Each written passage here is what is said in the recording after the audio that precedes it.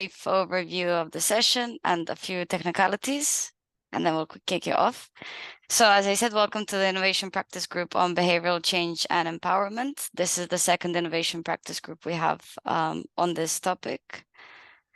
First, just to go through a few technical considerations. So just to remind you to keep your microphone muted when you're not speaking, but also whenever you want to contribute, please unmute and start speaking. Please turn your camera on because it's much nicer when we can see you when you speak instead of a black screen. Also, feel free to use the engagement tools that Zoom has. So if you want to contribute, you can raise your hand. You can use the chats for some quick comments or questions that you may have during the presentation. And also, please rename yourself by adding your name and then your region or organization that you're coming from.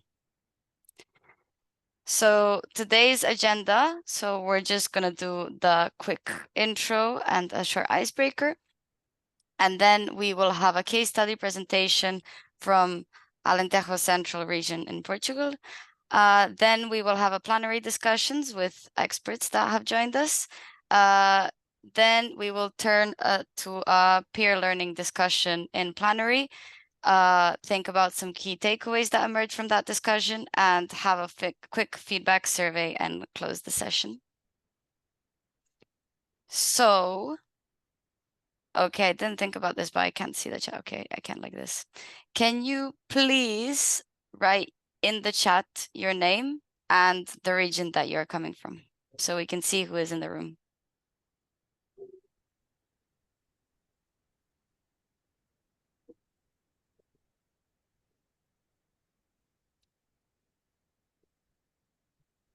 So we have Clara from Malaga.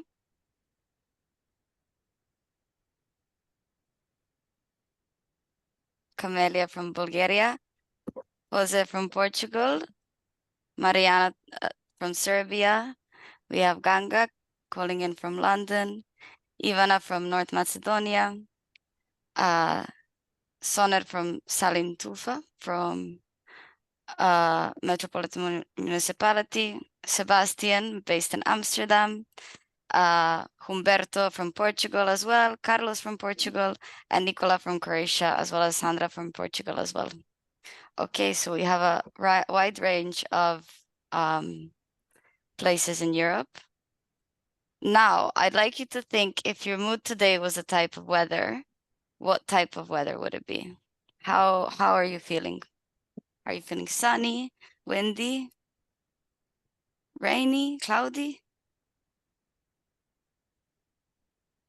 Sleepy. What weather is sleepy? Cloudy? No, let's put sunny.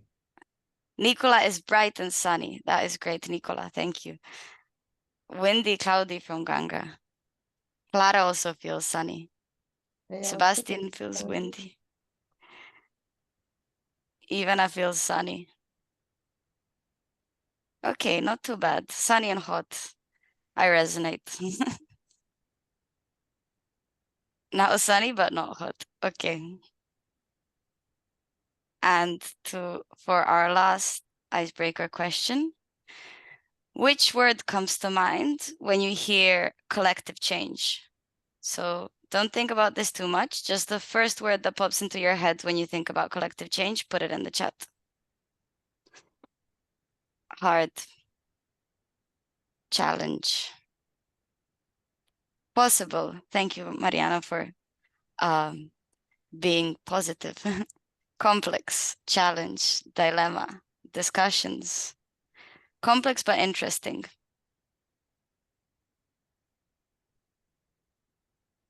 I agree. So we're getting that it is very complicated, requires a lot of discussions, but is also possible. Achievement. Thank you, Marcel. Okay, thank you, everyone. I hope that got you in the mood for this session. So now just to cover what, as a reminder, or for those of you who haven't joined our innovation practice group before, just to say a few words about what they are. So the innovation practice groups are supposed to be learning and knowledge sharing groups, which are guided by what challenges regions face and their needs. So it's supposed to be a space where regions can showcase their best practices, maybe get some inspiring ideas, and develop plans and create new ideas possibly. A space where we're supposed to share expertise and knowledge exchange, and a space where we can broaden our perspectives by hearing from our peers and getting a wider view of what are the main regional challenges. So the key objectives is to connect regions with sources of knowledge and expertise, to create communities of innovative adaptation practitioners across Europe, and to provide a space for knowledge exchange opportunities. Today, we are in the week 2 of these innovation practice groups. What happened before is that at the Pathways to Resilience kickoff meeting, we spoke to a lot of regions and identified what are their challenges and needs that they would like to see during these innovation practice groups. In week 1, we had the first set of online sessions. Now we're in week 2, and the third week will likely be in early autumn, before we bridge between the two cohorts of regions we have as Pathways to Resilience. Just to also draw your attention to the Miro board, because we are using the same Miro board for all of the 3 weeks of the innovation practice groups. So here you can find the weekly calendars for each of the 3 weeks.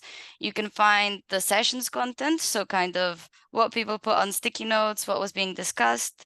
You can find a wall of resources, so anything that was shared during these sessions is stuck on the wall of resources. And also the materials from all the IPG sessions, which include the PowerPoints that have been presented, and also the recordings can be found on the Miro. So the Miro is one big resource of all the IPGs if you need them. And just to set the scene of what is this session going to cover. So today we have Alentejo Central in Portugal, who will share their experience in driving a behavioral shift in waste management. So their region has transitioned from public recycling to a door-to-door selective collection system. This was not an easy process, and there was some resistance both from people as well as the waste collectors. And so, but the kind of conclusion is that this was a successful transition because of local stakeholder engagement, tailored communication strategies, and some environmental education. And we will hear about this case study today. And we will hear it from Carlos Monteiro, who will be our presenter today. Carlos has a background in sanitary and environmental engineering, but is a certified professional trainer in the field of behavioral development, leadership, and emotional education. He serves as a technical director at the Association of Municipalities of Central and Alentejo, and has experience in the operation of water and wastewater treatment systems, environmental impact assessments, and public health. He is also very actively involved in communication and awareness raising initiatives across various domains of environment and sustainability. He will be supported by Jose Nunes, who is an agronomist. He founded Tetrafolium in 1999, an organization that is devoted to rural development in the agri-food sector. From 2005, Jose has chaired the Association for Development of Irrigated Lands, which is a social solidarity institution which develops initiatives on community engagement and international cooperation. He has also founded and directs Make It Better since 2013, whose focus are initiatives envisioning innovation, sustainability, energy transition, responsible tourism, inclusion and education for development, among many other topics. He has also authored on books, so a roadbook for sustainable tourism, roadbook for empowerment, energy and transition and community engagement on islands, the case of Kutara. Then we are joined by an addition of 2 experts.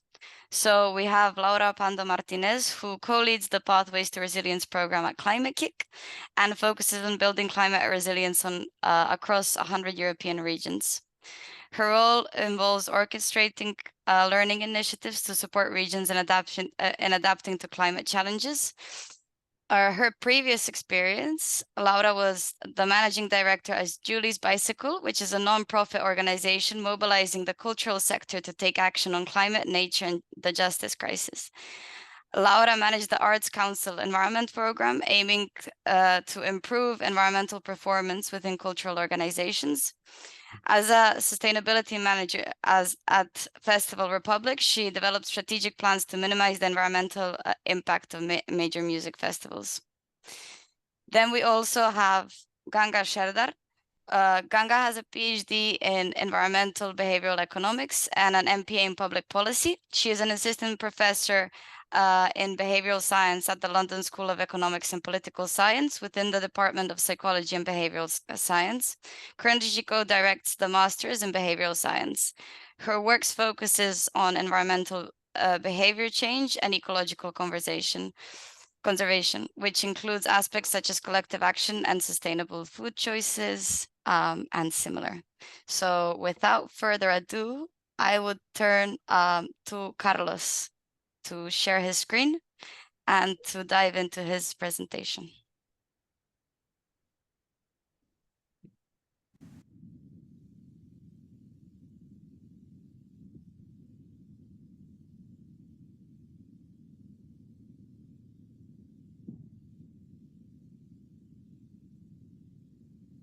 Thank you. Hello, everybody. My name is Carlos Monteiro. I'm Technical Director at the Technical Service Unit of AMCAL. First, I introduce José Nunes to the presentation. Okay, hello. Good afternoon, everyone. José Nunes here. I will be supporting Carlos on this task, okay? He's the one that delivers all the good content, let's say. He's the master on the process, on the contents that we are going to share. I'm just going to introduce you to the first slides, okay? Just to make his life easier. And then he will continue addressing, let's say, the central topics of the presentation. So, Carlos, if you want, please change the slide now.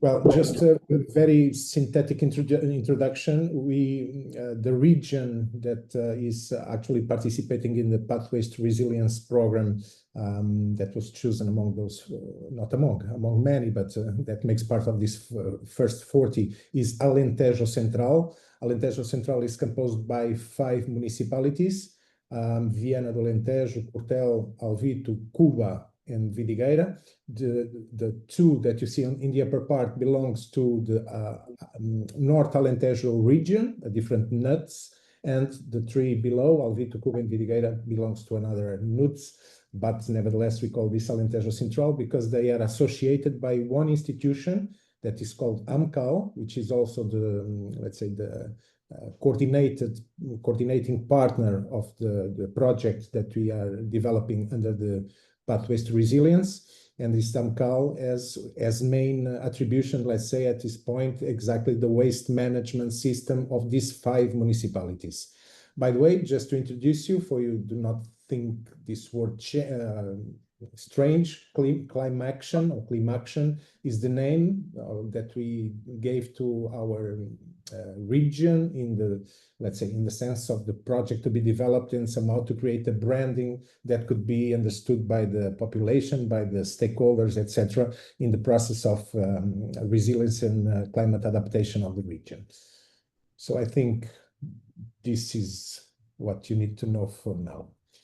The presentation that now goes again to Carlos, or after, at least after the summary of the topics that we are going to address.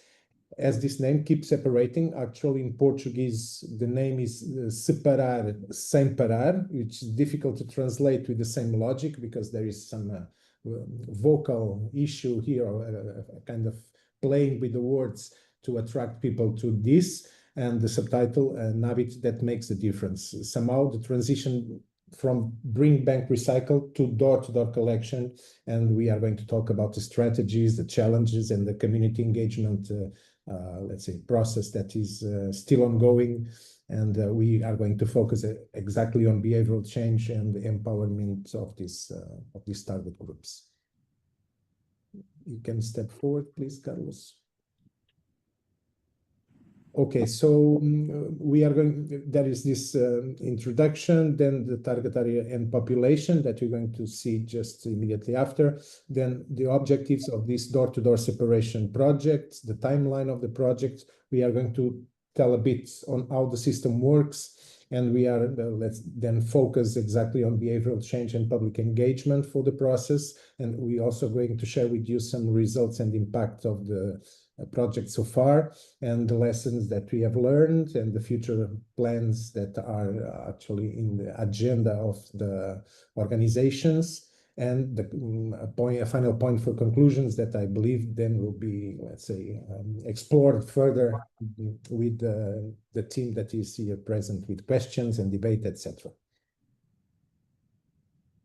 Okay, thank you, Jose. Welcome. Speaking English is not very natural for me, and I will do my best.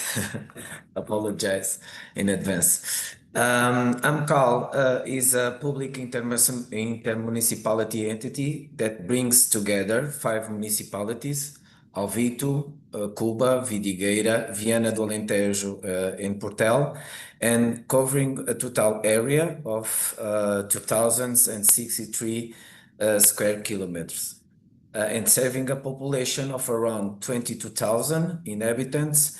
And AMCAL plays a key role in promotion sustainable development, public service, efficiency, and regional cooperation. Population density is roughly 11 inhabitants for square kilometers, and the population is to live in small urban centers and living in rural areas or semi-rural areas. No. And in terms of waste management systems, we have 1 sanitary landfill, 1 material recovery, 1 recyclable waste park, 1 organic treatment plants, 3 transfer stations, and 5 eco centers, 1 per municipality. In terms of the project's objectives, this operation is part of AMCAL's strategy. I mean, primarily to implement door-to-door selective collection system of 3 flux: paper, carbon, packaging, and glass among domestic and non-domestic producers, 5 municipalities, its intervention area. The choice to adopt door-to-door selective collection scheme as an alternative to the current system based on public recycling bins seeks to increase both the quantity and quality of selective collected materials and consequently reduce the amount on unsourced waste. Until 2008, in AMCAL mainly relied on existent network of public recycling bins.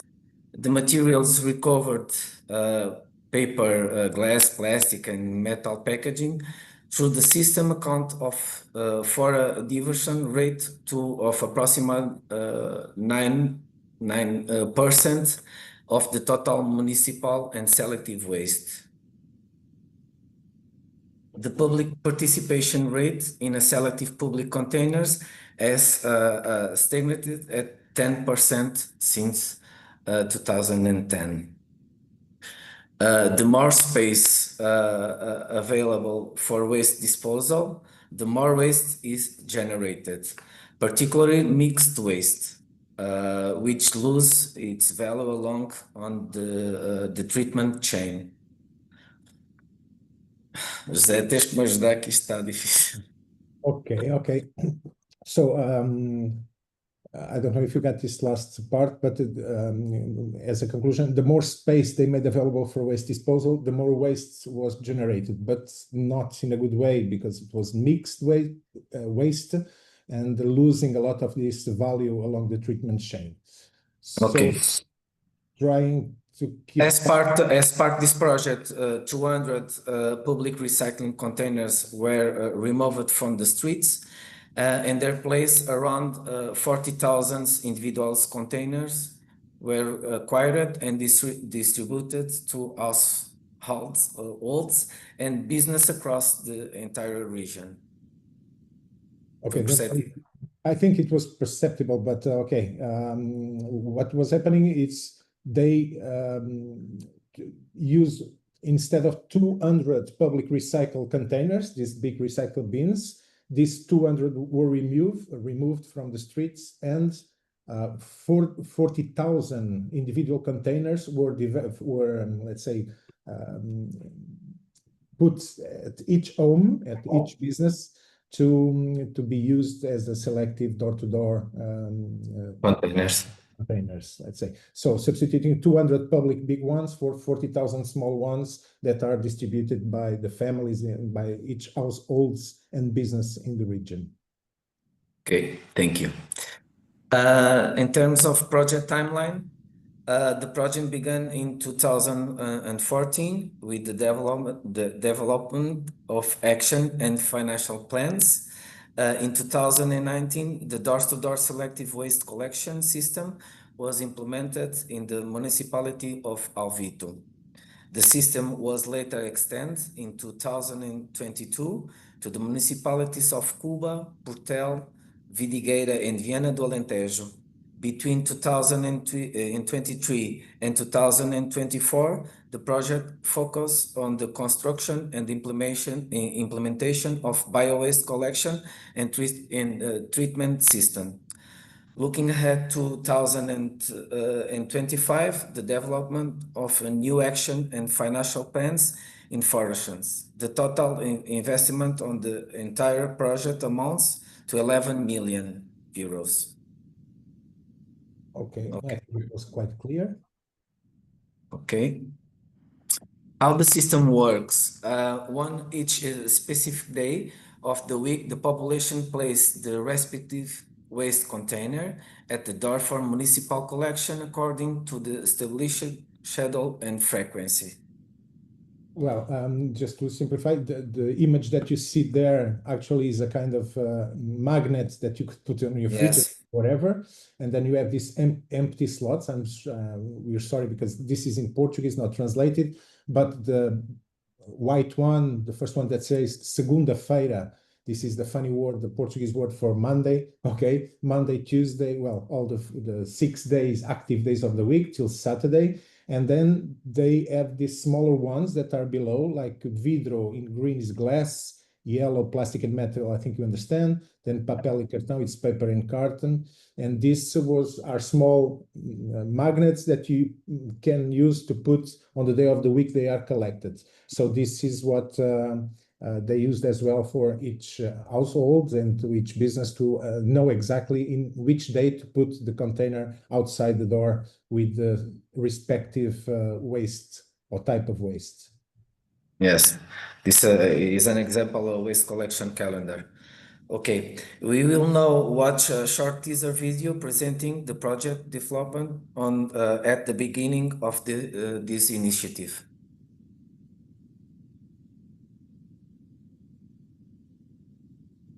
Separating waste will be even easier, and with the Separate Without Stop project, which will bring more proximity, more convenience, and more sustainability. We will do a door-to-door selective collection in the municipalities of Cuba, Portel, Vidigueira, and Viana do Alentejo, which will allow us to separate the different waste, paper and cardboard, plastic and metal and glass. We will also distribute 3 containers free of charge for residential and non-residential accommodation. This selective door-to-door collection will reach about 22,000 inhabitants, which means that we will distribute more than 42,000 containers throughout the 4 municipalities. We also anticipate that this collection will divert around 1089 tons of waste per year to recycling. The Separar Semparar project will allow 90% of AMCAL's territory to be covered by door-to-door selective collection. For more information, visit our website or contact our helpline. Separate. Yeah, it was not Okay. it's fine. Okay, today's topics on behavioral change and public engagement, which are both critical components in the successful implementation of a sustainable waste management system. Changing behavior, especially long-standing daily habits like waste disposal, requires more than just infrastructure or regulations. It involves understanding how individuals make decisions and how they move toward adapting and new practice. In design of the strategic plan for implementing the door-to-door selective waste collection system in the region, special attention was given to this behavioral dimension, recognizing that public engagement is not automatic and that behavior change is a process. The plan is a process, then plan adopted the trans-theoretical model of behavior change as the foundational framework to guide communication, outreach, and citizen mobilization efforts. Zé, perceptível? I think it was perceptible, yes. Okay. This model, the model identifies five main stages that individuals typically go through when modifying behavior. The first stage is pre-contemplation. I don't want to do it. At this stage, the individual is not considering change and may be aware of the need to change. The next step is the contemplation stage, where the individual becomes aware of the problems and starts thinking about change. Also, they haven't committed yet.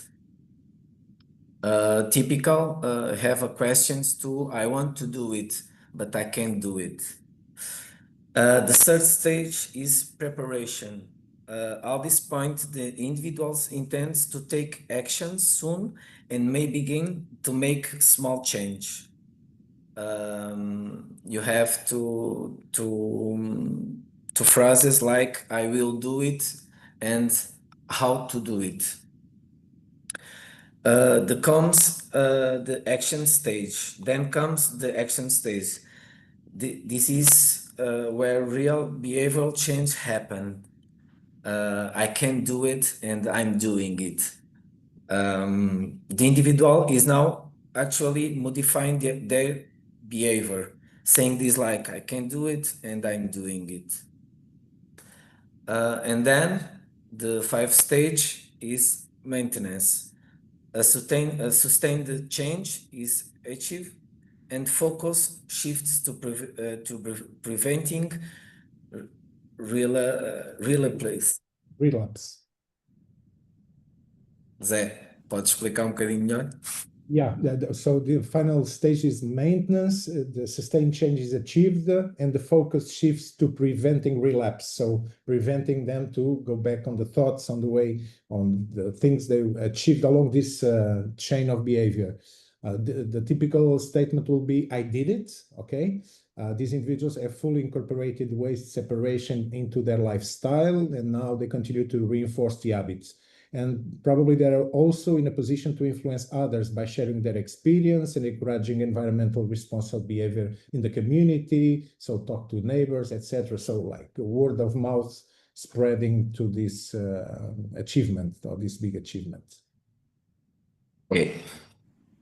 Thank you. Oh, welcome. To move from awareness to actual participation in a sustainable waste practice, it is essential to recognize the behavioral change does not happen instantly or uniformly across a population. in the context of our strategy plan for the implementation of the door-to-door selective collection system, we understand that promoting behavior change require more than providing infrastructure. It demanded a structured approach to communication and engagement. José. Where are you? Sorry, I lost you. To move to pre-contemplation and maintenance, it's need to Well, yeah, but in your notes, sorry, Carlos, where are you? and the filters. Yeah. Okay, so because you have people in the different stage of readiness. Some people are to change in pre-contemplation and to move to preparation. okay, And so each of this group perceives the idea of change through different filters of perception, mental and emotion barriers that shape how they receive and respond to information. It's clear? I think so, Carlos. Okay. The image is quite clear. So the gray cloud is disappearing progressively from the mind of people, and these filters are overcome, let's say, crossed. Okay. Building on this structure, segmentation, and our understanding of perceptual filters, it's become clear that effective communication must go behind simple delivering information to truly influence behavior and support progression. Through the stage of change, we must also consider how people make decisions, not just what they know. Human behavior is not driven by logical alone. In fact, decision-making involves multiple internal systems, each with distinct motivation and triggers. These are what we refer to as the centers of human intelligence, the cognitive and emotional and instinctive layers. Each center plays a different role in shaping attitudes and actions. Podes dar aí uma ajuda? Okay. By São aligning. são os três centros de inteligência humana com que nós trabalhamos. Yes, but I think it was quite clear. So 3 centers of human intelligence: the cognitive, the emotional, and the instinctive. So yeah, you worked with that. That then you said that each center plays a different role in shaping attitudes and action. And by aligning communication strategies with these centers and with the behavioral stage each person is on, we can significantly increase the effectiveness of our public engagement efforts. I don't know if you go through this, but the next section explores how sustainability communication can be tailored to the psychological reality of citizens. Should I go, Carlos? Pegámos nisto tudo com os filtros de percepção, os centros e desenhamos as ações, que é o que vamos apresentar agora. Okay, so they took all of this and designed the action that is going to be shown in these next slides based on that interaction. Okay.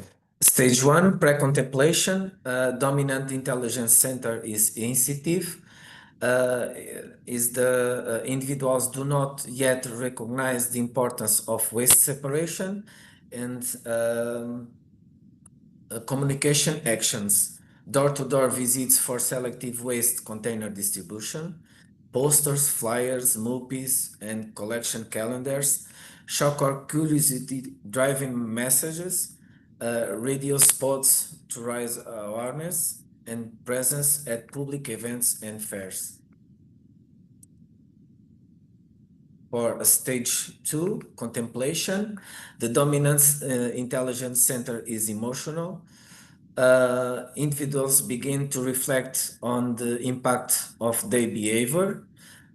communication actions, door-to-door visits for selective waste container distribution, real-life stories about communities improving through recycling, involvement of families and children, because the emotional triggers, appeals to environment and identity, be part of the change, community-oriented interviews and articles, vox pops, and participation in fairs and public events. Stage 3, preparation.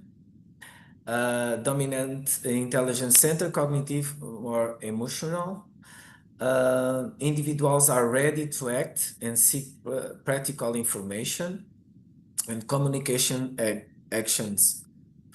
There's door-to-door visit for selective waste container distribution, clear and visual guides on waste separation, workshops and educational videos. Provision of eco points and collection calendars, websites with hotline and support email, stakeholder meetings and community forums, training sessions for municipal to waste collectors, and guided tours to waste treatment facilities, this for the community, for schools, etc., and promotional videos. Yes. And stage 4, action. Dominant intelligence center is cognitive, more instinctive. Active implementation of new habits. Communication actions, door-to-door visit for selective waste container distribution is transversal to other stage. Mobile apps to track recycling habits. Positive feedback mechanism, recycling neighbor initiatives. It's very important. Periodic visits to waste producers and availability of distribution points of containers. And continued presence in community events and updates through support platforms. Por favor. Okay, stage 5, maintenance. Dominant intelligence center is cognitive and emotional. The description of the action was sustaining long-term behavioral change for this for the effect. Communication actions, the recognition and rewarding programs like solidarity prizes, etc. Promotion of community success stories, public reporting of positive environmental impact results, follow-up communications via articles, reports, and videos, publication of performance results from the system, and continued stakeholder engagement through the all other tools previously described. Thank you. In terms of results and impact, the implementation of this project has held significant outcomes that directly align with the initial defined objectives. Performance indicators demonstrate consistent positive progress, reflecting the effective impact of the executed actions. This graph illustrates the evolution of the diversion rate, that is the percentage of waste to diverted from landfill through to both go. Okay, so the graphic illustrates the evolution of the diversion rate. That is the percentage of waste diverted from landfills through both mixed and selective collection. So this was the waste that was not going to landfill and progressively go to these other better destinations, let's say. Yes. In 2008, before the project was in place, the rate only 9%, and the first phase of implementation in 2019, the rate doubled to 18%, and the 2023, the rate is 25%. and confirming a consistent and sustainable impact of over time. Good. That's it? I think so. It's quite clear. Okay.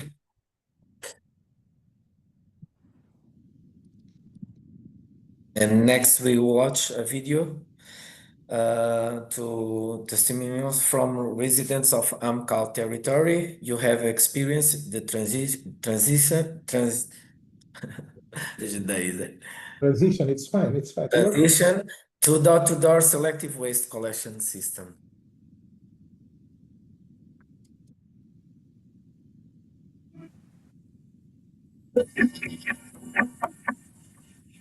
Because municipal services were depositing the containers in mine. House, we get people here asking if we were interested in receiving the buckets. Did I say that? Yes, they were making the publicity and I joined by separating without stopping. They showed up with the buckets and I say, shouldn't I use them? But now I definitely see that it truly works. With this method, it is much more easy. They didn't go there before. They weren't. Not the other big containers. Yeah, I no longer have to go to the eco points that were exposed. Pela, Vila. And now all you have to do is put it on the door and take the...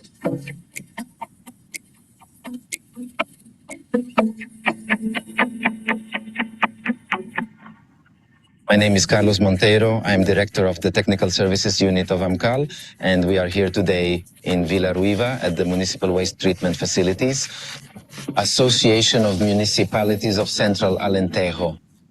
About a decade ago, the collected waste amounts deposited selectively on public roads were stabilized, and then the new guidelines proposed door-to-door selective collection as a progressive step forward. Hence, the door-to-door selective collection project was a highly ambitious initiative aiming for comprehensive coverage through a localized system. In the municipalities of Alvito, Cuba, Portel, Viana do Alentejo, and Vidigueira, the populations will be served by door-to-door collection.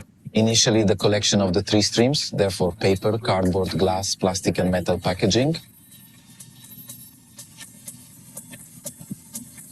We are talking on the one hand of a significant increase of 50% in packaging waste collected, of 24% in the glass sector and about 40% in the cardboard sector. Just as interesting is the already significant decrease of about 3% of waste collected in an undifferentiated way.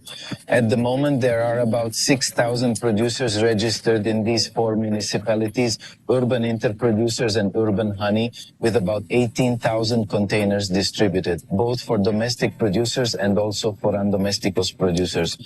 For next year, this project will advance to the selective collection of bio-waste, which will also feed the future organic recovery plant to be built here in Vila Ruiva, which will serve for the treatment of this fraction.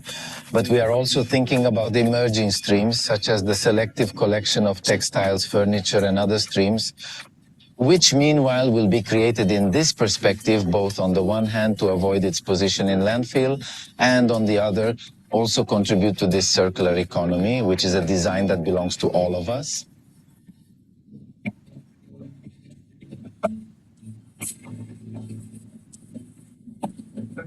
This kind of initiative is very important, and we have to really think about it.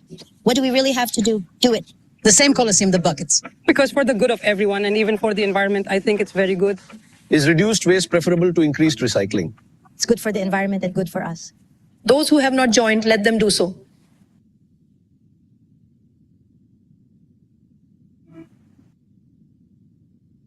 Por favor.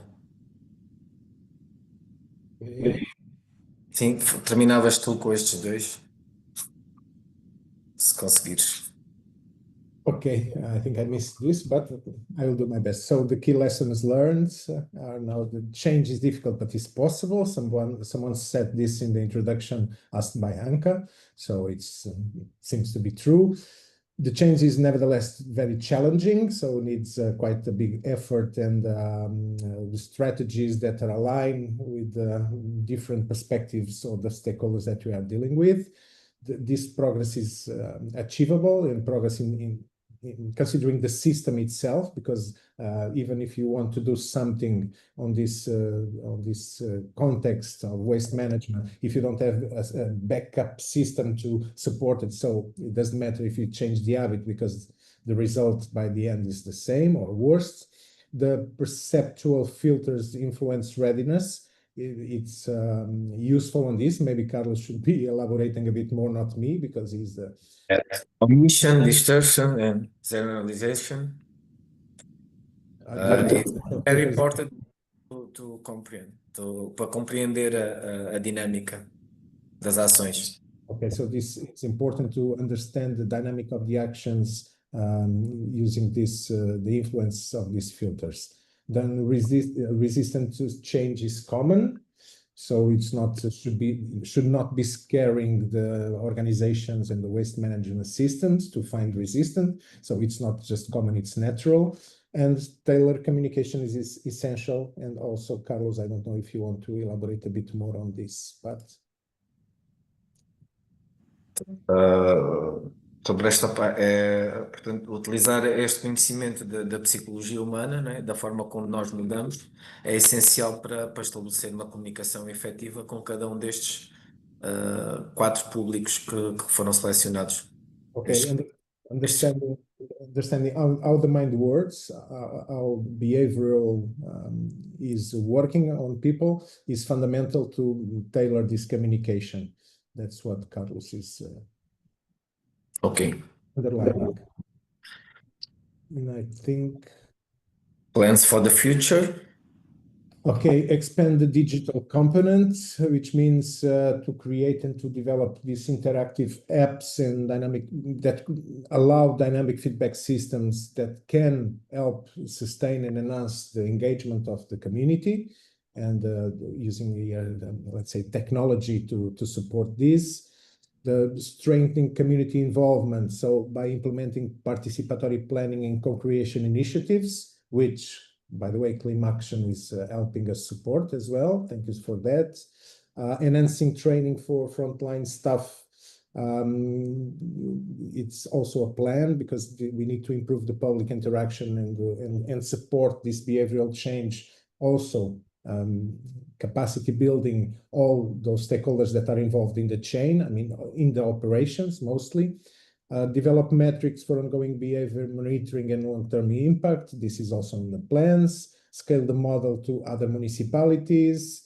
Implementing the polluter pay tariffs. This is actually probably one of the most effective ways to guarantee that people have a better attitude on waste management, not only. Yes. Sorry to say this, and Carlos, please do it. Yes, the pay is an instrument to effectively change the behavior. I think you need to repeat, because I could not hear. I don't know. I could not hear you.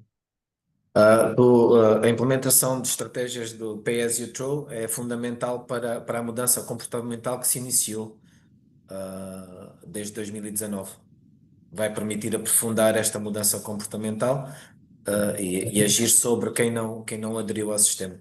Okay, this last one, this polluter pay tariffs are fundamental to keep the system alive and to make the system grow, because for those that did not adopt the system, let's say spontaneously or so by their own, this needs to be implemented. So the rates and the tax and the goals, the let's say, the most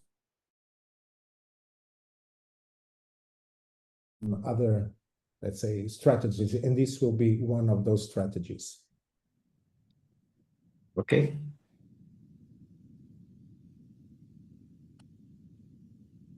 That's it. Thank you, Carlos. Thank you, José. No, thank you. Thank you both. That was a great presentation. I think Marcel will now facilitate a bit of a plenary discussion with our experts and the rest of the regions. So over to you, Marcel. Thank you very much. Pleasure to be here. And I would like us to go to the next segment of this presentation. I want to really thank Carlos and Jose, for your insight and really comprehensive deep dive into this subject. I think there are a lot of things to unpick in there. And with that, I would like to, before I open the floor for anybody to ask a question, either through the chat or opening the microphone, it's a very free flowing session. I would like to invite eventually, well, not eventually, I want to invite Ganga and Laura to maybe share their initial thoughts on what you just presented.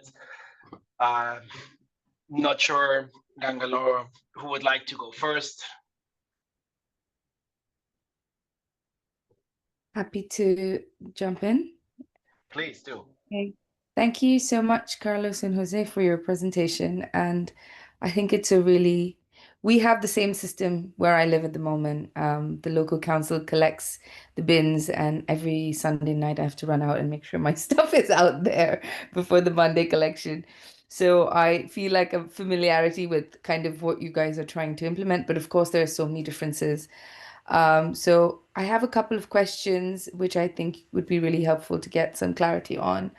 I thought using the trans-theoretical model is a really useful starting place. I really like that theory-driven approach. I thought that was fantastic. And you also mentioned segmentation based on that model, and that tailored communication was important. Behavioral science is largely going towards these forms of tailored communication and personalized messaging and personalized nudging. So I think you guys are very much in that space. How did you tailor your communication though? How did you segment your audience? I'd love to know more about that. Because each segment had, it seemed, many interventions. So you had, for some people, I think, radio messages. For other people, you had competitions. So everybody had the bins. You had to give the bins. So I wanted to know, how did you actually tailor your communication, and or did everyone see everything? That was the first question. The second question I had was actually on impact. I see that you have a before after figure. And of course, it's quite difficult to know what caused the change. Is it that people were generally becoming more aware, so they started to consume less? Is it more that they were being very responsible in their recycling and separating behavior? So it's difficult to tell because we don't have a randomized control trial. Essentially, whether your program caused a reduction in waste because of responsible sorting behavior, I'm not fully convinced. It might be many things going on, including your program. So one way I was thinking you could look at that if you have the data is you've rolled out in the first year only in one sub-municipality, right? So you could compare whether that the difference in data, the difference in trends, we call this a difference in difference approach. I'm very happy to sit with you later on and sort of explain that intuition or how to do that quantitatively.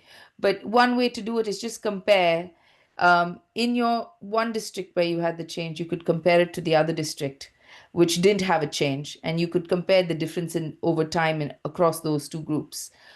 Or going forward in the future, it would be really cool to do something like a randomized control trial where you stagger or phase your rollout across the districts one by one, and then you use the district where you rolled it out the last as a control group.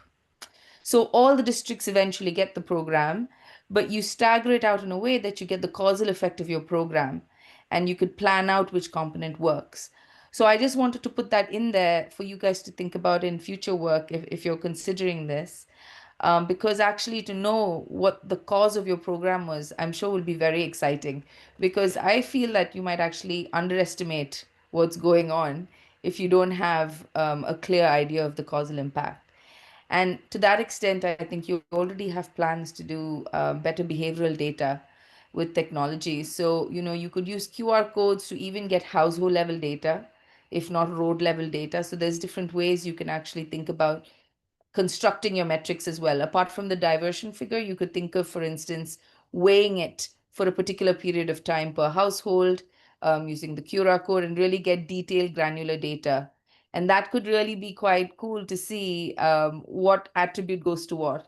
And I think for that, you need to do some thinking about the experimental design or your intervention design. But it's all very possible. And I can also send some papers to you if you're interested in that sort of thing to get a sense of how other studies have done it. So that's one thing about the impact I thought would be worth considering as you go forward. And two other questions I had, which will be very quick, is could you tell me more about what the resistance to change was? I would think that actually people should, in theory, find it easier because you're bringing the bins to them. So why were people hesitant? I was quite curious to know more about that. And the secondly, just for your polluter pay tariffs, immediately I was thinking, are there any regressive impacts of that? So if households who are poorer or have larger families generate more waste, would that unfairly penalize them if they have to pay for more garbage collection? And that might make your program unpopular and have a backfire effect. So just this justice aspect is useful to think of for me anyway, because I feel like people might be paying for it through their taxes. So they might say, but I'm already paying for this, aren't I? So I just wanted to know about how you were thinking about the polluters pay and how you'd offset any of those negative effects. Thank you very much. Enjoyed your presentation. Thank you very much, Ganga. Carlos, Jose, I'm not sure if you would prefer to react to Ganga or if we invite Laura to share her thoughts and then maybe do like a one-rounded feedback at the end. What's more comfortable for you? Well, okay, the questions from Ganga were already spot on and very big questions. So I don't know because I am really not the expert on the subject. I'm let's say an admirer and a follower, but I don't know if Carlos understood all the questions because of the English issue. Yes, I understand, but I need your translate because. So we have 4 questions. I can let this facilitate. So the first one was about how did you segment the communication? Because Ganga saw in your presentation that all of those 5 stages, let's say, of action, use different measures and sorry, foram aquelas medidas para toda a gente, se foram só para uns e como é que se diferenciou? So how did you differentiate the approach on communication? That was the first. The second one was about the impacts. How did you measure it? And if you were not losing some... First question, José, please, first. Os monitores que fizeram as visitas foram formados por nós e quando batiam às portas faziam um conjunto de questões que colocavam os utilizadores num determinado cluster. Okay, so now it's my turn to be stressed. So what they did, they train some monitors, some tutors, let's say, and these tutors went door to door to communicate with people to explain the system. So they went around all the houses, at least all those that were possible, and they had a set of questions. The first part of these questions was to, let's say, define the profile of that household or the producer of waste, so they could be clusterizing this profile and knowing exactly to whom they are speaking. Carlos? Se repararem, a visita a todos os produtores é transversal aos 4 clusters. Okay, so the visits and the questioning was transversal to the 4 clusters of users, let's say producers, waste producers. And Carlos, maybe I missed. E depois eram direcionados os materiais e a forma como o produtor aderia era em função do estágio em que ele se encontrava. Okay, so then the materials, the communication materials, and well, all the actions taken were implemented in function of the profile and also of the stage on that behavioral chain that we saw. On the stage you were, so the type of communication actions were developed. So this was the tailored made process for this study case. And this was all in one visit? Carlos, isto foi feito tudo em apenas uma visita? This was just one visit or more visits from the tutors to the... Se estava em casa, sim. Se não estava em casa, nós íamos lá novamente. E fizemos 2 visitas por habitação. So 2 visits and some repeated because the first time maybe it was not the good answer or no answer at all. So... E uma segunda de acompanhamento. And the second one, also confirming the profile, but also to, let's say, giving follow-up to the first one and understanding what difference were detected on or between the two visits. Yes. Okay. Yeah. So the more you visit, the more powerful your treatment also. Yeah. Yeah. Okay. So I don't know, Second Carlos. question. The second No? was about the impact, about the graphic, and about the Ganga understood correctly that you started the process by doing this door-to-door collection just in one municipality, like a pilot one, Yes. and then we evolved from this to the other four, to the other five in this. Four. Yes. So the question was more complex in the sense, if we are not losing data, if that increase of rate was motivated just by that, the new system, or for instance by the fact that I'm translating in English to you. Well, it's funny, but you understood, I think. So, Yes. so please, and try in English. You can. I know you can. A mobilização inicial foi muito forte, portanto, o trazer as pessoas, o passarem do estágio de pré-contemplação para a ação foi muito forte na fase inicial de implementação do projeto.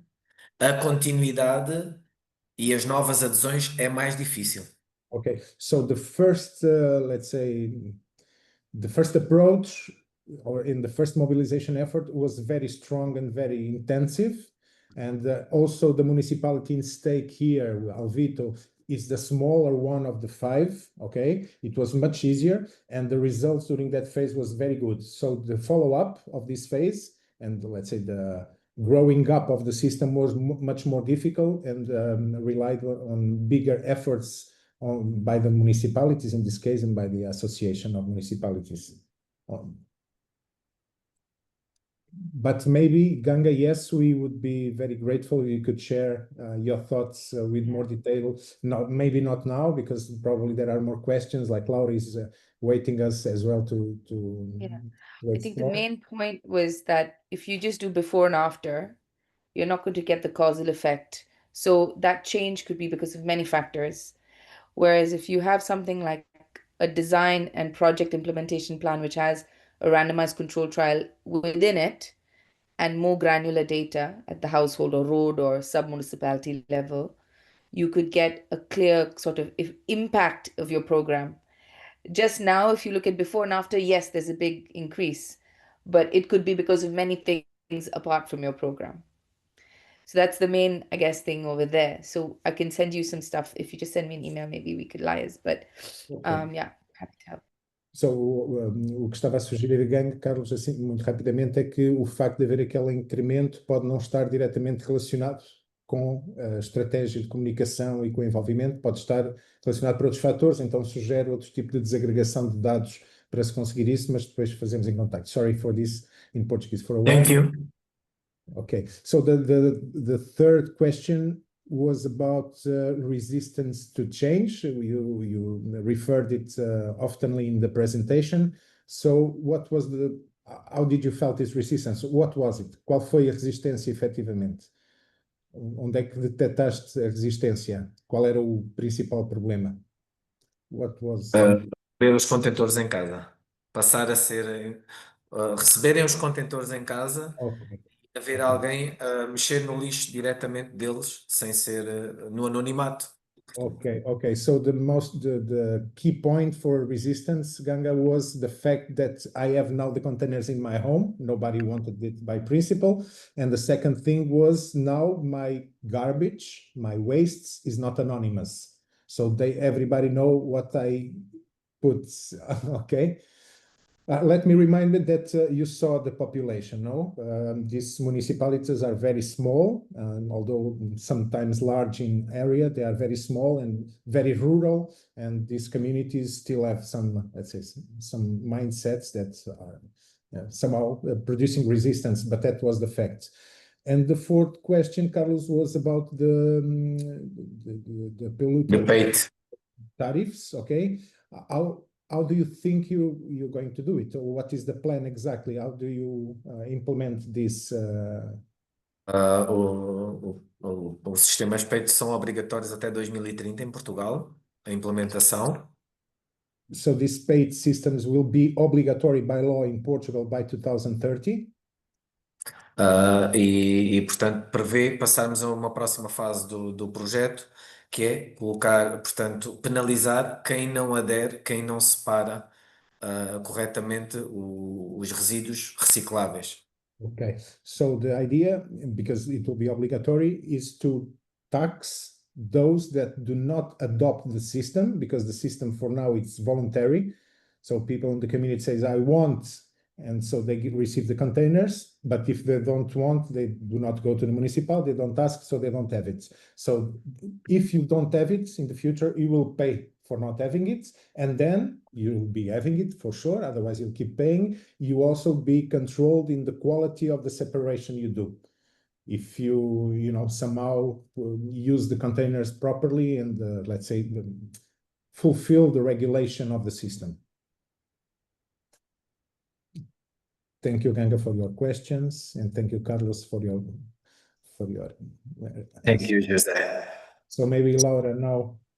I know, sorry, Marcel, I don't want to moderate, but I'm here in the position. No, please. Thank you. Absolutely. Go ahead, Laura. First of all, congratulations.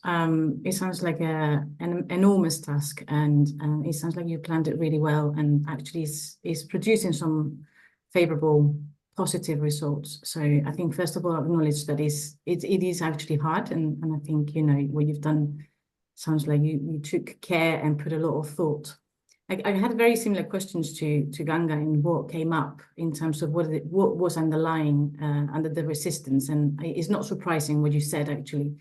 And on the second point that you said about losing and not being anonymous anymore in terms of what your waste is, I guess if it's directly linked to the possibility now of being penalized as well, I wonder how that clashes a little bit with the trust that you've managed to build now. And how you plan to communicate around that so it doesn't backfire, I guess. And an associated question that I had as well for the sort of next steps in terms of whether you've and I think you have because you've done some segmentation, but whether you have an analysis, a sort of socio-demographic analysis of those areas or neighborhoods or groups where the uptake may have been not so positive.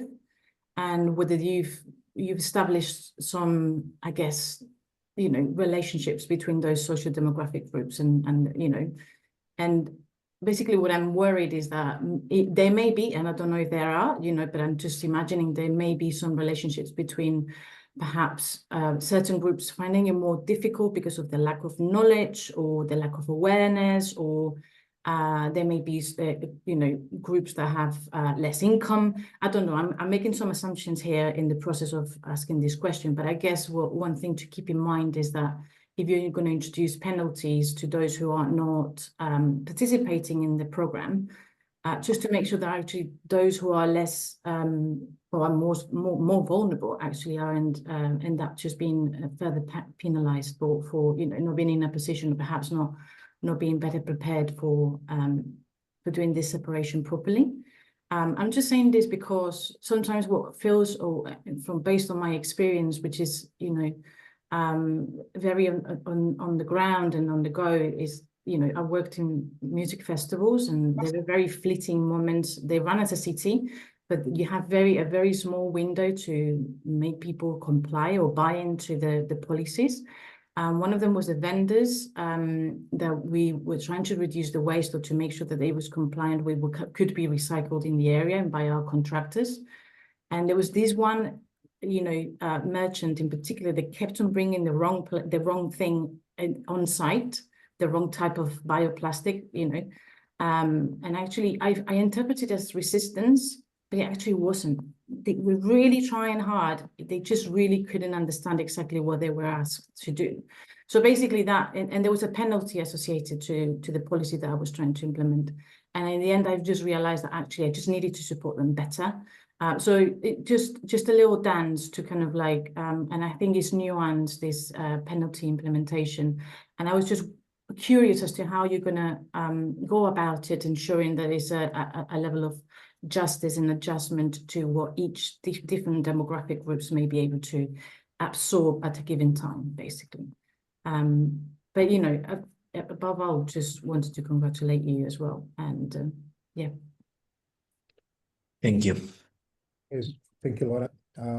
Also a big first question. Yes, question. But Carlos, did you get it? About the first one? Oh, well, the beginning, because I think that your affirmation question, Laura, was quite connected. And the first thing I remember here was how do you manage this mix of the motives that people still have to resist to the system and what's up to come, which is the paid tariffs, so the polluter payer tariffs, and if there is Só um bocadinho, Zé. Sorry? Só para dizer, só para dar aqui o achei, portanto, as pessoas que resistiram numa fase inicial, quando os vizinhos começaram a aderir, isso também foi um motivo de adesão depois de espalhar o projeto. Portanto, houve pessoas que não quiseram uma fase inicial, mas quando começaram a ver os contentores nas casas ao lado e que não tinham alternativa para depositar, começaram a solicitar. Isso é uma parte. Okay, one part, I think it's introductory. Some of the people that did not adopt the system, so went in the first approach to the system, then start looking to the neighbor that went to the system, so that adopted this, that asked for the containers, and they understood that this is a normal thing. So by influence, most of the time, from what I understand from what I know as well, because I live in this place, okay? It was not, no words were needed. You just saw the containers on the house of your neighbor and you're going to ask for you as well. So a kind of no wording or no word of mouth movement towards the adoption of the system by many. Carlos, I think was this. So they did not get in the first phase, but immediately after seeing that someone did it, they did it as well. Yes. Every day the municipalities distribute the containers to the population. Every day. So you collect daily? Yes. Wow, okay. A segunda parte é o quê, Zé? It was like como é que isto vai sobreviver, como é que esta resistência vai sobreviver com um sistema de pagador-poluidor? A resistência, portanto, pensamos que a passagem para uma tarifação diferenciada, ou seja, que a pessoa perceba que o seu comportamento influencia no bolso. Okay, so the idea is the same as the main principle of the paid system. So the contributor, let's say, the citizen needs to understand that his action towards the environment has a consequence, and that consequence may touch his pockets. So in that moment, probably his behavior will change. He will be adopting the system and he will be awarded for that. So the amount to pay for this will be much lesser than if you do not accomplish at all. So there will be a segmentation as well in this paid system. So the ones that have better behavior, let's say, are less penalized or awarded, on the contrary, than the others that do not pay. And Deixa-me só dizer, nós aqui usamos uma expressão que é o coração à esquerda e a carteira à direita. Okay, they use an expression, the kind of popular thing that we have the heart on the left and the pocket money on the right. So I understood that one actually. I'm Spanish, so I got that. Okay. Perfecto. And about I think I forgot. Okay, about the demographics. Como é que os grupos mais vulneráveis vão ser tratados no âmbito deste processo? How do the more vulnerable groups and these demographic clusters will be, let's say, respected in the process, because should be people with less power, with less capacity to. É uma preocupação dos municípios que têm essa vocação social. Esses públicos são abrangidos pela tarifa social de água e de resíduos. Tipicamente são grupos que não cumprem nem boas práticas de consumo de água, nem boas práticas de gestão dos seus resíduos, e faremos um trabalho específico para esses públicos, que já fazemos, mas teremos uma atenção especial para que eles percebam também, porque há aqui uma perversão do sistema, Porque tipicamente quem usufrui, só dizer, tipicamente quem usufrui da tarifa social não tem boas práticas. Okay. So concerning these vulnerable groups, the municipalities are already considering that. So, for instance, we have a kind of social tax for water and sanitary that these persons do not pay because they are below. I'm talking about economical vulnerability for now. Okay, so the people with less opportunities in economical opportunities, so they do not pay. They have this very reduced tax or equal to zero in some cases, depending on your situation. But also these, according to Carlos, are the most, let's say, inefficient groups when it comes to deal with the environmental behavior habits, etc. So, but you said something more, Carlos. I think I forgot. I got lost here. That's it. This is a big issue they are thinking about. They do not yet have an answer to know exactly how this will be implemented in the near future. Nevertheless, it's let's say they are preoccupied now with with this issue. And yeah, Carlos introduced this fact of the social tax they are eligible to, and so that makes these penalties almost nothing or nothing for these kind of groups, at least so far. But the final answer, sorry, Laura, is I think they still don't know exactly how to deal with it, although they are thinking on the process. Thank you very much, Jose and Carlos. And we're moving into the last 10 minutes of the session. I would really like to give the chance to everybody else on this call to eventually open the microphone and ask a question. So I've been looking at the chat. There's one question there from Nicola.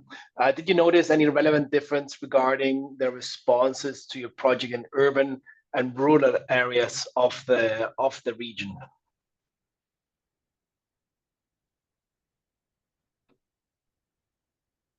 Carlos, did you understood the question?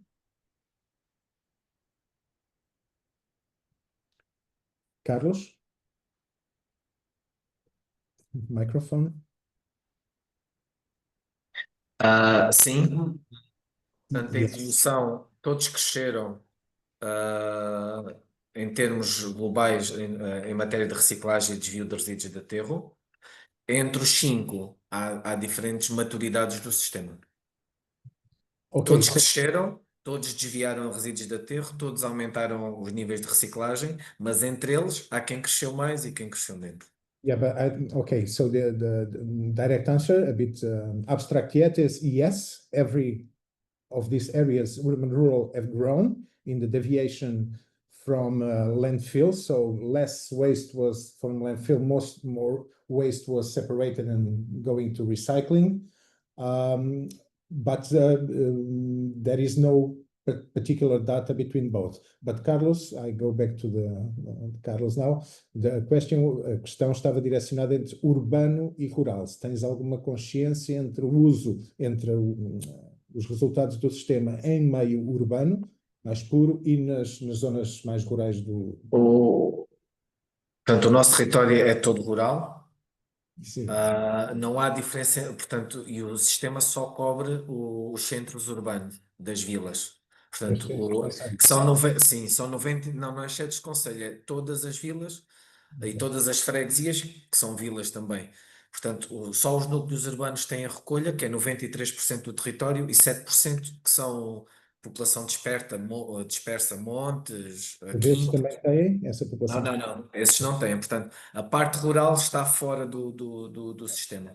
Okay, so for Nicola, I think the question, so the system, all the region is absolutely rural, okay? Even well, for you to know, Cuba, the city center, if you want to like it, if you want to understand it like this, has 3,500 inhabitants, okay? So the same of a building in, I don't know, in Rome, or so it's very few. They are all rural. The big difference is that the system is working in 93% of the whole territory, just excludes the scattered population that are living isolated in the, let's say, lands, in the farms, whatever. So those are not covered because of the transportation system, but all the other, let's say, population nucleums from these 5 municipalities I covered, and they are mostly rural. So there is not a possibility to tell you the difference between both numbers, because they are treated as one. Só dizer uma coisa, José, que quando implementarmos o PAIT, aí vamos ter dados, sim, pelas diferentes vilas, pelas diferentes áreas abrangidas pelo projeto, vamos perceber a dinâmica dos diferentes territórios dentro do sistema. Okay, when the paid system, the polluter payer tariffs are going to be implemented, the system makes a compulsory to have a data system that collects more information. And so in this moment, when the system is implemented in the near future, it will be possible to know exactly from where and what and from whom, if you want, the garbage comes in quantity and type.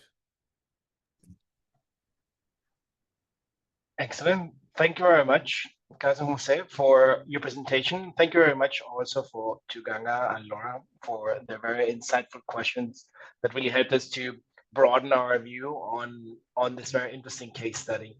With that, I would like to hand the floor over to Sebastian, who will wrap up the session. Sebastian, the floor is yours. Thanks very much, Marcel. And yes, as we're nearing the end of the session, I'd like to just say a few words, but before I do, I'd like to request my colleagues just to please share the survey that will hopefully pop up on your screen now, and invite you all just to take a couple of minutes to please go through and answer the survey. The survey is here to sort of inform how we can organize these IPG sessions to best suit your needs. So I'll just pause for a couple of minutes and leave participants to please answer this survey here. For Ganga and for Laura or whatever, if you want our contacts, Carlos or mine, please, I think the organization, the Pathways to Resilience team has it. If not, I can write it there if you prefer. So it would be nice to hear your thoughts and to receive more information. Well, talking on behalf of Carlos, of course, and AMCAL, I think they want to improve and want to learn from different experience and practices. So everything that you feel that can enrich this experience, please just share, and we'll be glad of that. Thank you, Jose. I've also put some papers on the chat in case it's interesting for you guys, which I've come across recently. Okay. And my email's in there too. Excellent, and we'll be happy to facilitate also any contact sharing after the call. Thank you very much for filling in the survey. Anka, would you mind just sharing your screen, and we'll go to the final couple of slides.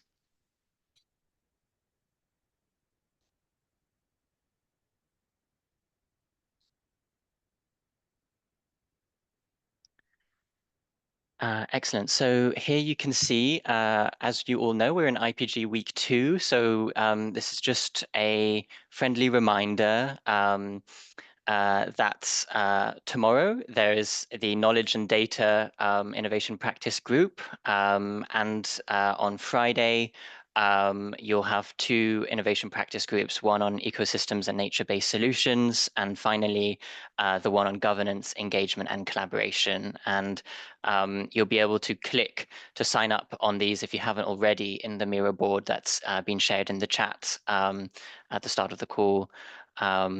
So this is a nice reminder for all of you. If you haven't yet done so, please do sign up to these other innovation practice groups this week. Excellent.